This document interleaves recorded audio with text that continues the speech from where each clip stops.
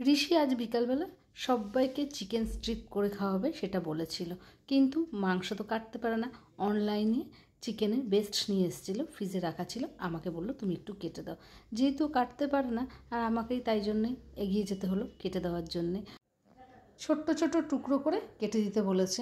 ও যেহেতু করে খাবে তাই ওর পছন্দ মতন করেই পিসগুলো করে দিয়েছি। আমিও খুব একটা ভালো কাটতে পারি না, যেটুকু পেরেছি ওর পছন্দ হয়েছে তাহলেই হবে। যেহেতু আমি খুব একটা ছুরিতে কাটতে অভ্যস্ত নেই, আমার ভয়ই করে। মোটামুটি দেখলাম কাটাটা বেশ ভালোই হয়েছে। এইবার এই চিকেন স্ট্রিপগুলোকে ম্যারিনেট করে রাখার পালা। প্রথমে একটু কাশ্মীরি লঙ্কার গুঁড়ো, তারপরে লাল লঙ্কার গুঁড়ো, গোলমরিচ, জিঞ্জার গার্লিক পেস্ট সব কিছুই দিয়েছে। একটু দেখলাম টমেটো সস দিয়েছে, এটা আমার কাছে নতুনত্বই মনে হলো। আর তারপরে আবার দেখলাম একটু জিঞ্জার গার্লিক পেস্ট দিয়েছে, যেহেতু একটু কম হয়েছিল তাই জন্য পেস্টটা আরেকটু দিয়েছে। এর সাথে দিয়ে দিয়েছে পাতি লেবু আর অবশেষে একটু ভিনিগার দিয়েছে। আর তারপর আন্দাজ মতো নুন দিয়ে ভালোভাবে নাড়িয়ে চাড়িয়ে এটাকে ম্যারিনেট করে রেখে দিয়েছে। 10-15 মিনিট ম্যারিনেট করে রাখতে রাখতে কিছু জিনিস বাড়িতে ছিল না, সেটাই অনলাইনে অর্ডার দিয়ে দিয়েছিল, সেটা চলে এসেছে। আর আমি গেছিলাম সেটা নিয়ে আসতে।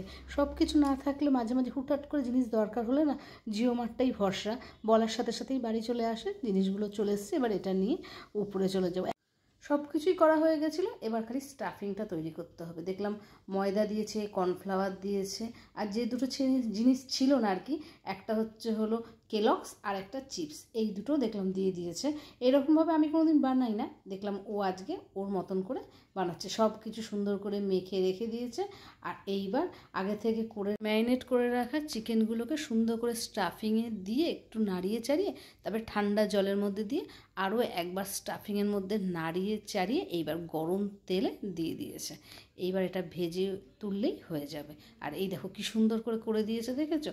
আমাকে অবশ্য থাকতে হয়েছে সাথে। চিকেন স্ট্রিপগুলো ভাজা হয়ে যাওয়ার পর সবগুলো একসাথে নিয়ে নিয়েছি। এবার একটুখানি টমেটো সস আর মেয়োনিজ দিয়ে ওর বাবাকে দিয়ে দিয়েছি। ওর বাবার কিন্তু বেশ ভালো লেগেছিলো খেতে।